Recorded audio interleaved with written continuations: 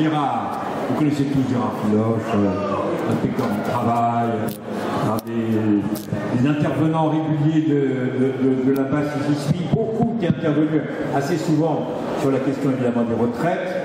Et là, tu veux faire, tu m'as dit, l'éloge du droit à la paresse des seniors. C'est un peu ça, non? Non, c'est pas ça, c'est ça. Je voulais dire à tout le monde que quand on parle des chiffres, quand on se bat contre Macron, il y a une première chose qu'on doit parler en termes de retraite, c'est du bonheur. Le bonheur de la retraite. Parce qu'ils disent, on vit plus longtemps, alors on doit travailler plus longtemps. Ben non, si on vit plus longtemps, c'est pour en profiter plus longtemps. C'est pas pour travailler plus longtemps. Et les plus belles années de la retraite, c'est entre 60 et 65 ans. Les plus dures années au travail, c'est entre 60 et 65 ans. Et à partir de 55 ans, le corps humain n'a pas changé. Il rechigne devant les tâches qui deviennent de plus en plus dures, de plus en plus pénibles, de l'ogre productiviste qu'est le capitalisme.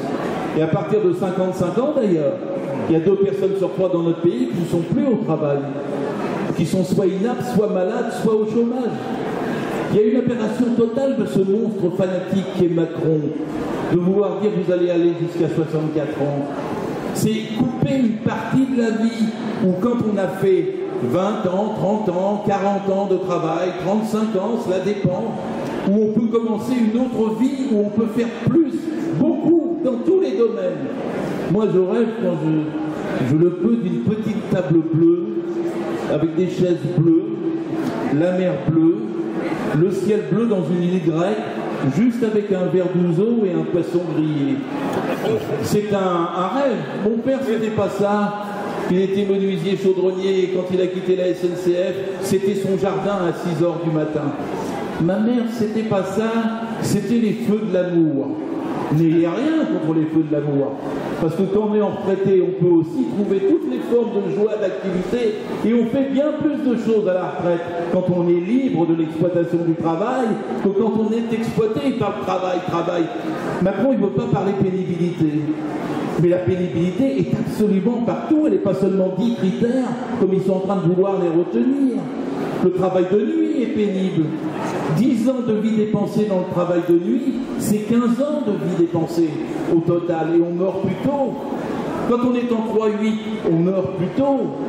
Quand on est cheminot, ce n'est pas rien d'avoir un diagramme qui passe pendant 3 semaines, d'heure en heure, avec 3 h du matin, 6 h du matin, et ils disent « Oh, il n'y a plus de poussière, il n'y a plus d'escarbille comme du temps de la machine à vapeur. » Oui, mais il y a l'irrégularité des horaires qui non seulement vous éloignent de vos proches et vous éloignent du temps libre, mais vous brisent le corps. Tous les métiers sont pénibles. Pensez à une infirmière qui met ses lunettes à 62 ans pour chercher votre veine. Je viens récemment d'expérimenter cette chose. Et vous comprenez qu'une infirmière, elle doit prendre sa retraite plus tôt. Mais c'est aussi valable pour le brancardier qui vous transporte. On dit la qu'à se reconvertir. Mais le brancardier que j'ai rencontré récemment, il était d'abord déménageur. Il était en reconversion. Mais à 55 ans, il avait du mal à être brancardier. Tous les métiers sont pénibles. L'instituteur qui a 62 ans fait sa 40e rentrée au milieu de ses petits de 11 ans. Vous croyez que il est dans les conditions pour continuer à faire son travail dignement et efficacement? Non, bien sûr. Donc on peut opposer quand même la liberté, le bonheur, le refus de la recherche de l'exploitation à ce moment-là. Qu'est-ce que c'est l'exploitation? C'est un mot qu'on n'utilise plus. Mais tous les salariés sont exploités. Toutes les entreprises sont des lieux d'exploitation. Chacun vend sa force de travail, ce qu'il veut, et l'autre, le patron, il nous l'achète le moins possible. Donc on a le droit, quand on arrive, on est dans le bâtiment, à 55 ans, on a le droit à la retraite. Quand on a 60 ans, c'est à taux plein pour tout le monde. Quand on a 60 ans, on a besoin de vivre comme les autres. Et donc il ne peut pas y avoir de retraite inférieure au SMIC. Et le bonheur à la retraite, c'est d'avoir le niveau décent en même temps que l'âge pour partir. Une société qui progresse et qui se développe, c'est une société qui donne la retraite à ses salariés, ceux qui produisent des richesses et qui n'en reçoivent pas la part qu'ils méritent. Et c'est ce à quoi on est en train de nous faire tourner le dos.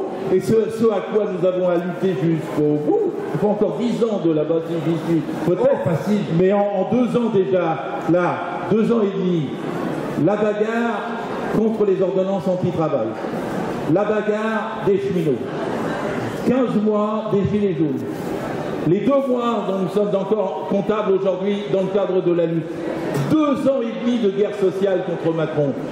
La guerre sociale, c'est ce qu'il faut pour sauver nos retraites. La guerre sociale, c'est ce qu'il faut pour gagner.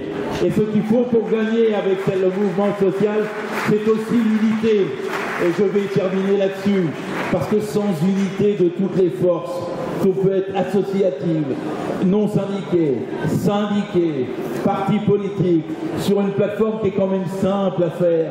Il y a aujourd'hui 12, 13, 14 partis politiques qui ils doivent se mettre d'accord sur une plateforme qui soit anti-Macron et qui défende la retraite par répartition à un niveau de vie décent pour tout le monde. Et cette unité-là, c'est celle qu'on doit construire si on veut gagner. Je suis sûr que Daniel, qui me dit toujours bon arrête, on va pas faire trop, c'est aussi le fond du cœur de tout ce que nous pensons tous. Unité, lutte, gagnons, là-bas, ici, avec les salariés qui sont les nôtres. 30 millions de salariés sont leur vie en jeu aujourd'hui. Et 30 millions de salariés avec nous, je me permets de le dire, doivent et peuvent gagner. Merci. Merci Gérard Fileux. Merci Gérard Fileux. On a parlé tout à l'heure.